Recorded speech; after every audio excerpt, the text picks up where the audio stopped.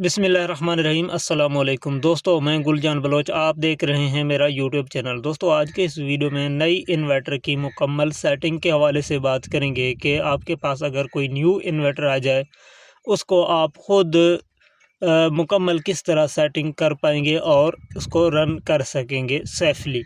तो इस पर बात करते हैं। उससे पहले आपसे हमेशा की तरह दरख्वास्त होगी, चैनल पर नए हैं तो चैनल को ज़रूर सब्सक्राइब करके हमारी सपोर्ट करें और वीडियो को भी लाइक करें। तो बढ़ते हैं अपने वीडियो की तरफ। सबसे पहले इम्पॉर्टेंट चीज़ वीएफडी की कनेक्शन होती है। ठीक है, यहाँ मैं आपको अगर दिखा दूँ तो सोलर की कनेक्शन आप अपने वीएफडी को किस तरह दे सकेंगे।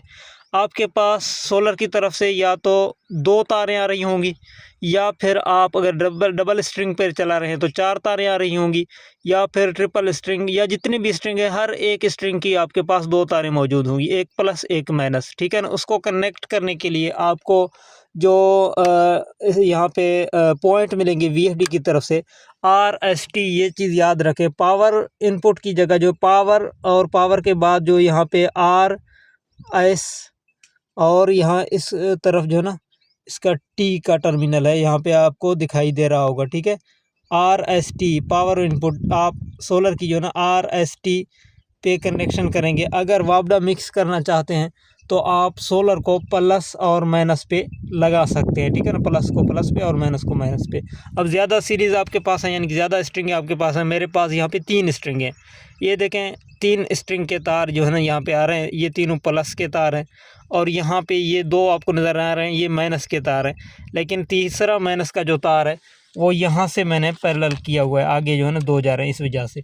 बाकी तीनों जो स्ट्रिंगों की प्लस के तार हैं मैंने आपस में पैरेलल करके यहाँ पे कुछ इस तरीके से आप यहाँ पे देख सकते हैं कि मैंने यहाँ पे वीएफडी की टर्मिनल R पे लगाई हुई हैं। ठीक है, ये चीज़ याद रखें, R पे मैंने प्लस की 2 तारें लगाई हुई हैं, और यहाँ पे इसकी T पे जो है ना, ये जो T का टर्मिनल आपको नज़र आ रहा है ऊपर, यहाँ पे इसका मैंने माइनस का तार यहाँ पे लगाया हुआ है। ठीक है, अब ये 2 तारें मैंने यहाँ पे लगाई हुई हैं, लेकिन पीछे से 3 स्ट्रिंगों को 6 तारें टोटल मेरे पास आ रहे हैं।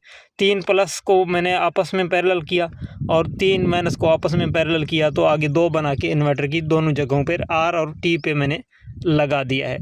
अब एक मरतबा फिर वाज़ेह कर दूँ कि अगर आप वापडा भी साथ में शेयर करना या मिक्स करना चाहते हैं, फिर आप इसको RT के बजाय आप प्लस और यहाँ पे आप देख सकते हैं माइनस पर आप लगा सकते हैं। ठीक है, तो ये तो इसकी सोलर इनपुट कनेक्शन हुई। अब आउटपुट के लिए आपके पास अगर 3 फेज़ मोटर है तो आप UVW तीनों तार लगा देंगे मोटर वाले। UVW पे जो मोटर लिखा भी हुआ है नीचे आप देख सकते हैं, मोटर, यहाँ पे मोटर लिखा हुआ है, तो ये जो तीनों UVW हैं यहाँ पे आप तीनों तारें लगा देंगे। बाद में चेक करेंगे कि मोटर के चक्कर उल्टे हो गए तो आप इसमें चेंजिंग करेंगे, अगर सीधी चली तो कोई मसला नहीं।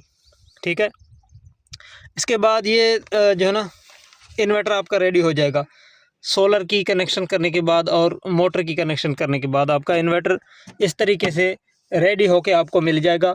चंद केसेस में जो है ना यहाँ पे POFF का फॉल्ट आ सकता है, और OU3 जैसी कोई फॉल्ट शुरू से आ सकता है, और SP1 भी बाज़ दफ़ा आ सकता है। नंबर एक एक करके जो है ना आपके सामने रखने जा रहे हैं। अगर POFF का फॉल्ट आ जाए तो प्रोग्राम बटन दबाएं, PB की सेटिंग में आ जाए।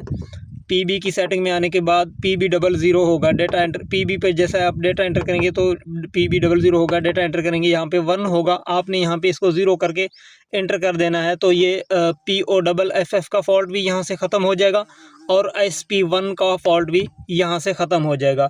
अब रही बात OU3 की, तो जल्दी ये चीज़ मैं आपके सामने, यानी कि अगर कोई फॉल्ट का किसी को सामना है ना, वो जल्दी क्लियर करा देता हूँ। OU3 का अगर सामना है आपको तो प्रोग्राम बटन दबाएं और PE के अंदर आ जाए, और यहाँ पे प्रोग्राम डेटा एंटर दबाएं PE की ग्रुप में। याद रखें, OU3 के लिए PE का मास्टर सेटिंग आपने खोलना है, PE00 होगा डेटा एंटर करने के बाद, और इसके बाद आपने फिर डेटा एंटर करना है 00 पर, क्योंकि यहाँ पे पासवर्ड का इशू है। पहले जब अप डाउन करेंगे तो नहीं होगा, आपने जाना PE07 में है। पहले जब आप PE07 में जाने की कोशिश करेंगे तो यहाँ पे नहीं जाएगा, क्योंकि यहाँ पे पासवर्ड है। तो डेटा एंटर करें PE00 पे, यहाँ पे सारे ज़ीरो होंगे 40721 जो कि नॉर्मली हर INVT का पासवर्ड होता है। तो यहाँ पे पासवर्ड देके अब बुनियादी चीज़ें मैं आपके सामने रख रहा हूँ, यानी कि अगर OU3 का फॉल्ट आ जाए तो फ़ौरन उसको ख़त्म करना कैसे है वो मैं आपको समझा रहा हूँ। 40721 ये पासवर्ड होती है, ये डायल करने के बाद आपने डेटा एंटर करना है। इसके बाद ये आप अप डाउन करेंगे, देखें अभी जा रहा है ऊपर, तो PE07 में आपने चेक करना है। यहाँ पे 800 से इसको जस्ट आपने 900 कर देना है। अगर 800 से कम है तो आपने 800 पे लेके आना है। तो उसके बाद आपने डेटा एंटर कर देना है, तो आपने वापस आना है। अगर OU3 यहाँ पे शो हो रहा है तो आपने स्टॉप का बटन दबा देना है, तो OU3 का फॉल्ट ख़त्म हो जाएगा। ठीक है, ये तो अब इसकी मुमकिन तौर पर जो फॉल्ट्स आने थे उसका मैंने यहाँ आपके सामने ज़िक्र किया। अब इसकी सेटिंग में आप कैसे जाएंगे और कौन सी सेटिंग इंपॉर्टेंट होगी, तो सबसे पहले मोटर के मुताबिक P2 की सेटिंग आपको करना होगा। प्रोग्राम बटन दबाएं, प्रोग्राम बटन दबाने के बाद आपने यहाँ पे P2 पे लाना है अप डाउन एरो से। तो P2 पे लाने के बाद आपने डेटा एंटर करना है। सबसे पहले P201 में मोटर रेटेड किलोवाट आपने सेट करना है, जितने किलोवाट का, जैसे यहाँ पे आपको 15 किलोवाट दिखाई दे रहा है। उम्मीद करता हूँ ये चीज़ आपकी समझ में आई होगी। आपने मोटर के मुताबिक यहाँ पे किलोवाट सेट करने हैं। किलोवाट सेट करने के बाद आपने P202 में आपने यहाँ पे IHZ यानी कि हार्ज सेट करने हैं, जैसा कि नॉर्मली 50 हार्ज पे चीज़ें चलती हैं। तो P203 में आपने मोटर रेटेड RPM सेट करने हैं, जिस तरह 1460 आपको यहाँ पे मिल रहा है, 2850 भी हो सकती है आपका। अगर मोटर 2850 का है तो यहाँ पे 2850 सेट करें। और उसके बाद P204 इंपॉर्टेंट सेटिंग आती है। यहाँ पे मोटर रेटेड वोल्टेज होते हैं, अगर ऊंच नीच है यहाँ पे 380 से, या आप 220 लेना चाहते हैं आउटपुट चीज़ों के लिए या मोटर के लिए, तो ये यहाँ पे आप P204 के अंदर एडजस्ट बआसानी कर सकते हैं। इसके अलावा बाकी आगे वाली सेटिंग्स में आपने नहीं जाना। अगर OL1 जैसी कोई फॉल्ट आ रहा हो तो P205 की सेटिंग में एम्पेयर जो है ना अपने मोटर के मुताबिक या मोटर के से थोड़ा ज़्यादा रखें। ठीक है ना, यहाँ पे P205 में एम्पेयर सेट होते हैं। इसके बाद ये मोटर पैरामीटरिंग यहाँ से कंप्लीट होती है। इसके बाद आपने PB की सेटिंग में आना है। PB की सेटिंग अप डाउन एरो से आप ला सकते हैं। PB के अंदर डेटा एंटर करें। यहाँ पे आप देख सकते हैं, यहाँ पे PB00 है। मैंने पहले बताया अगर POFF का फॉल्ट आ रहा है तो यहाँ पे PB00 पर एंटर करके यहाँ पे 0 रखें। ठीक है ना, वैसे भी अगर आप यहाँ पे 0 रखते हैं कोई नुकसान नहीं है और फ़ायदा है। ठीक है, यहाँ पे PB01 की जो सेटिंग है, सिंगल फेस की चीज़ों के लिए 0 होगा, 3 फेस चीज़ों के लिए यहाँ पे 1 होगा। और PB02 की सेटिंग मोटर प्रोटेक्शन के लिए यहाँ पे 2 होगा, ओवरलोड प्रोटेक्शन के लिए। और PB03 का जो सेटिंग है वो 100 होगा, नॉर्मल सेटिंग इसका 100 है। और PB04 का जो सेटिंग है ये आपके इनपुट वोल्टेज पर डिपेंड करता है। ठीक है ना, इसके लिए आपके पास ऑप्शन है 70 से लेके 110 तक। इस दरमियान आपने चलते हुए मोटर पर देखते हुए करना है। बाज़ दफ़ा इसको कम करने से अंडर वोल्टेज UU का फॉल्ट आ सकता है, उसमें परेशान होने की ज़रूरत नहीं है। दोबारा इसको जो है ना आपने ज़्यादा करना है और ये अंडर वोल्टेज का फॉल्ट ख़त्म हो जाएगा। 70 से लेके आप इसको 110 तक ट्राई कर सकते हैं। जैसा कि यहाँ पे मेरा ये वाला इन्वर्टर जो है ना 95 पर अब फिट चल रहा है, तो मैंने 95 रखा हुआ है। इस तरीके से किसी पॉइंट पर आपका इन्वर्टर भी फिट चलेगा तो वो आपने वहाँ पे रख देना है। ठीक है, अब यहाँ पे एक चीज़ गौर से सुने, PB04 की सेटिंग से पहले आपने PB05 की सेटिंग 50 हर्ट्ज़ पे लाजमी सेट करना है। इसका वजह ये है कि अगर इसको आप 50 पे सेट नहीं करेंगे तो आपका मोटर नहीं चलेगा। उसका वजह ये है कि अंडर वोल्टेज आपका मोटर हो जाएगा। यहाँ पे डिक्रीज लिमिट होती है। यहाँ पे अगर 0 है ना, नॉर्मली हर न्यू इन्वर्टर की सेटिंग यहाँ पे PB05 की 0 ही आपको मिलता है। अब इसका मतलब ये है कि आपका फ्रीक्वेंसी जाते हैं 40 पे जैसे पहुँच जाते हैं तो वेरिएशन की वजह से एक फ्रीक्वेंसी अगर डाउन होने की कोशिश करेगा तो यहाँ पे अंडर वोल्टेज हो जाएगा और ट्रिप हो जाएगा। ठीक है, इसको लाजमी सबसे पहले PB04 की एडजस्टमेंट से पहले इसको जो ना 50 पे करके एंटर करें, और एंटर करने के बाद फिर आपने अपने इन्वर्टर को चलाना है। अगर 0 से फ्रीक्वेंसी ऊपर नहीं जा रहे तो आपने PB04 को कम करना है। और अगर फ्रीक्वेंसी जो है फ्लक्चुएशन ज़्यादा कर रहे हैं, जंपिंग ज़्यादा कर रहे हैं, बावजूद इसके कि आपने PB05 की सेटिंग भी 50 पे किया हुआ है, तब भी अंडर वोल्टेज का फॉल्ट आ रहा है, तो PB04 की सेटिंग आप यहाँ से थोड़ा ज़्यादा करेंगे। ठीक है, तो ये मसला आपका हल हो जाएगा इस तरीके से। ठीक है ना, ये जो मैंने आपको समझाया है PB05 के हवाले से, ये लाजमी आपने 50 हर्ट्ज़ पे करके फिर इन्वर्टर को चलाना है और देखना है कि क्या करता है, कैसे चलता है। तो उसके बाद अगर कोई मसला हो, यानी कि फ्रीक्वेंसी 0 हो, या ट्यूबवेल का प्रेशर कम हो, या फ्रीक्वेंसी में जंपिंग ज़्यादा हो, या अंडर वोल्टेज का ट्रिप फिर से आ जाए, तो फिर उसके बाद आप PB04 की सेटिंग जो है ना एडजस्ट करके अपने ट्यूबवेल को बेहतरीन तरीके से रन करवा सकते हैं, ठीक है। अगर इस तरीके से आप इसकी सेटिंग को चेंज करेंगे, इंशाल्लाह आपके लिए कोई भी मुश्किल नहीं होगी। मैं खुद भी न्यू इन्वर्टर की सेटिंग इस तरीके से कर रहा हूँ, आपने परेशान बिल्कुल भी नहीं होना, ठीक है। यहाँ पे ये जो सेटिंग्स मैंने आपको बताए, ये अगर आप यहाँ तक PB05 तक अगर PB की सेटिंग आपने कंप्लीट की, तकरीबन आपने फिर इन्वर्टर की सारी सेटिंग कंप्लीट की है, ठीक है। यहाँ पे आप आगे जाएँ, PB06 की सेटिंग हमेशा 0 रखें और PB07 का सेटिंग आपने 150 पे रखना है एहतियातन। अगर इसको कम करेंगे तो फिर मसला ये होगा कि आप जब स्टॉप करेंगे मोटर को, तो मोटर स्टॉप नहीं होगा वोल्टेज ज़्यादा होने की वजह से, ठीक है ना। अगर वोल्टेज आपके पास कम आ रहे हैं तो इसको 130-120 पे करने से भी कोई इशू नहीं होता, लेकिन अगर वोल्टेज ज़्यादा है तो 140-130 पे करने से मोटर आपका बंद नहीं होगा, ठीक है ना। ये चीज़ आपने जान लिया है PB07 के हवाले से कि यहाँ पे आपने 150 पे करना है, कोई इशू नहीं है। बाकी PB की आगे वाली जो सेटिंग्स है ना, आपने उसमें जाना नहीं है, आपकी सेटिंग यहाँ से कंप्लीटेड है। तो यहाँ पे अगर न्यू इन्वर्टर को आप इस तरीके से वायरिंग देखें, इनपुट आउटपुट, और यहाँ से जो सेटिंग्स मैंने आपको बताई है, तो ये सेटिंग्स करके आप चलवाते हैं तो इंशाल्लाह आपका VFD को जो है बिल्कुल क्लियर चल रहा है, ठीक है ना, कोई भी इशू नहीं होगा। खुदा न ख्वास्ता फिर भी कोई इशू हो जाए, आखिर में आपको मैं इंपॉर्टेंट चीज़ के बारे में अभी मालूमात देने जा रहा हूँ, वो ये है कि आपने फिर उसको रीसेट लाजमी करना है, ठीक है ना। अगर खुदा न ख्वास्ता ये सेटिंग जो मैंने आपको बताया इसके बावजूद भी ना चले, तो इसको एक मरतबा आपने रीसेट करना है। रीसेट कैसे होगा? प्रोग्राम बटन दबाएं, P0 में आ जाएँ।